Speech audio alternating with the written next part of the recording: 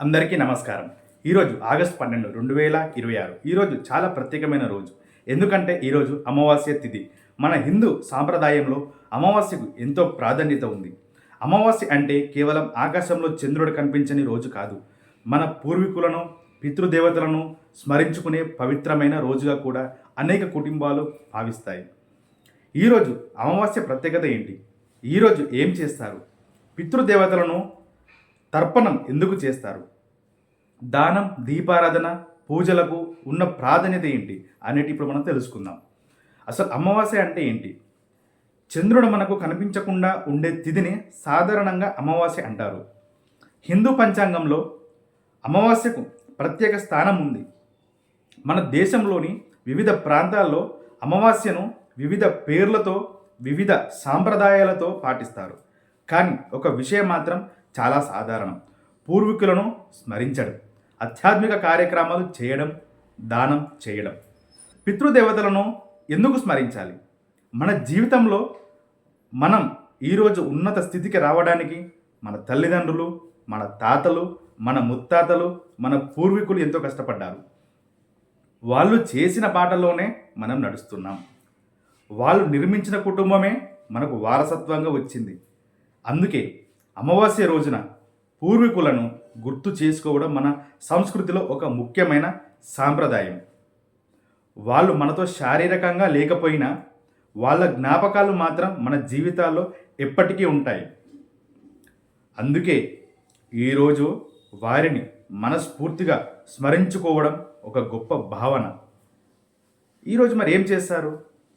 సాంప్రదాయాన్ని అనుసరించే కుటుంబాల్లో అమావాస్య రోజున ఉదయాన్నే స్నానం చేసి దేవుడిని ప్రార్థించడం, దీపారాధన చేయడం, పితృదేవతలను స్మరించడం, దానం చేయడం వంటి ఆచారాలను పాటిస్తారు. కొన్ని కుటుంబాల్లో పితృదేవతలను తర్పణం లేదా పిండ ప్రదానం వంటి కార్యక్రమాలు చేస్తారు. అయితే ఇవి కుటుంబ సాంప్రదాయం, ప్రాంతీయ ఆచారాలు మరియు వ్యక్తిగత విశ్వాసాలపై ఆధారపడి ఉంటాయి. అందుకే మీ కుటుంబం సాంప్రదాయం ప్రకారం లేదా స్థానికంగా తెలిసిన పురోహితుల సలహాతో ఆచరించడం మంచిది. దానం ఎందుకు ముఖ్యమని భావిస్తారో తెలుసుకుందాం. అమావాస్య రోజున పేదలకు అన్నదానం చేయడం, వస్త్రాలు ఇవ్వడం, ఆహారం అందించడం, అవసరమైన వారికి సహాయం చేయడం వంటి దాన ధర్మాలకు కూడా అనేక కుటుంబాలు ప్రాధాన్యత ఇస్తాయి. దానం అంటే కేవలం డబ్బు ఇవ్వడం కాదు, ఆకలితో ఉన్నవారికి అన్నం పెట్టడం కూడా దానమే. అవసరంలో ఉన్నవారికి సహాయం చేయడం కూడా దానమే. ఒంటరిగా ఉన్న వృద్ధుడితో ప్రేమగా మాట్లాడడం కూడా ఒక గొప్ప మానవత్వమే. మనకు ఉన్న దాంట్లో కొంత ఇతరులతో పంచుకోవడం మన సంస్కృతి మనకు నేర్పిన గొప్ప విలువ. దీపం వెలిగించడం. అమావాస్య రోజున ఇంట్లో దీపం వెలిగించడం కూడా అనేక కుటుంబాల్లో సాంప్రదాయంగా ఉంటుంది.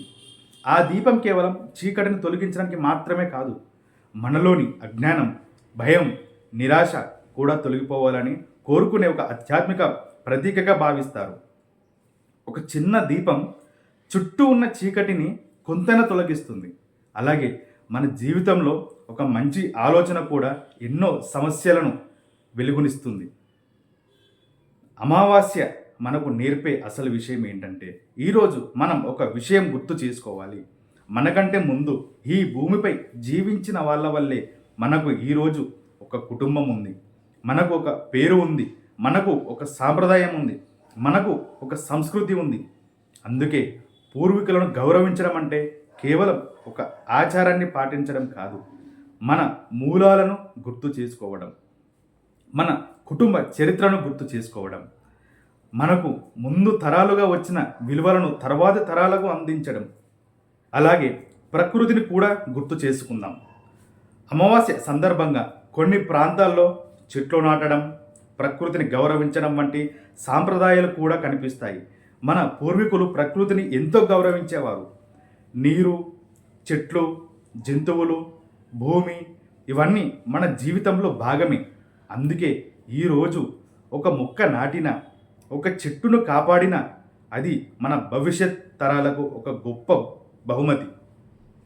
ఒక చిన్న సందేశం ఏంటంటే, ఈరోజు అమావాస్య సందర్భంగా మీకు అవకాశం ఉంటే మీ తల్లిదండ్రులతో మాట్లాడండి, మీ పెద్దలను పలకరించండి, మీ పూర్వీకులను గుర్తు చేసుకోండి, అవసరంలో ఉన్న ఒకరికి సహాయం చేయండి, ఒకరికి అన్నం పెట్టండి, ఒక మొక్క నాటండి, ఒక మంచి పని చేయండి. ఎందుకంటే పూజలు మనకు ఆధ్యాత్మిక ప్రశాంతతను ఇవ్వవచ్చు, కానీ ఒక మంచి పని మరొకరి జీవితంలో వెలుగును నింపుతుంది. అందుచేత అమావాస్య అంటే చీకటి మాత్రమే కాదు, చీకటి తర్వాత వచ్చే వెలుగుకు ముందు ఉండే ఒక దశ. మన జీవితంలో కూడా కొన్నిసార్లు చీకటి రోజులు వస్తాయి, కష్టాలు వస్తాయి, నిరాశ వస్తుంది. కానీ చీకటి శాశ్వతం కాదు. ప్రతి చీకటి తర్వాత వెలుగు తప్పకుండా వస్తుంది. అందుకే ఈ ఆగస్ట్ 12 అమావాస్య సందర్భంగా మన పూర్వీకులను స్మరించుకుందాం, మన పెద్దలను గౌరవిద్దాం, అవసరంలో ఉన్నవారికి సహాయం చేద్దాం, ప్రకృతిని కాపాడుదాం, మంచి పనులు చేద్దాం. మన ఇంట్లో కాదు, మన చుట్టూ ఉన్న జీవితాల్లో కూడా వెలుగు నింపేందుకు ప్రయత్నిద్దాం. మీకు మరియు మీ కుటుంబ సభ్యులకు ఈ అమావాస్య సందర్భంగా శుభం కలగాలని కోరుకుంటున్నాను. ఈ వీడియో మీకు నచ్చితే లైక్ చేయండి, మీ కుటుంబ సభ్యులకు మరియు స్నేహితులకు షేర్ చేయండి.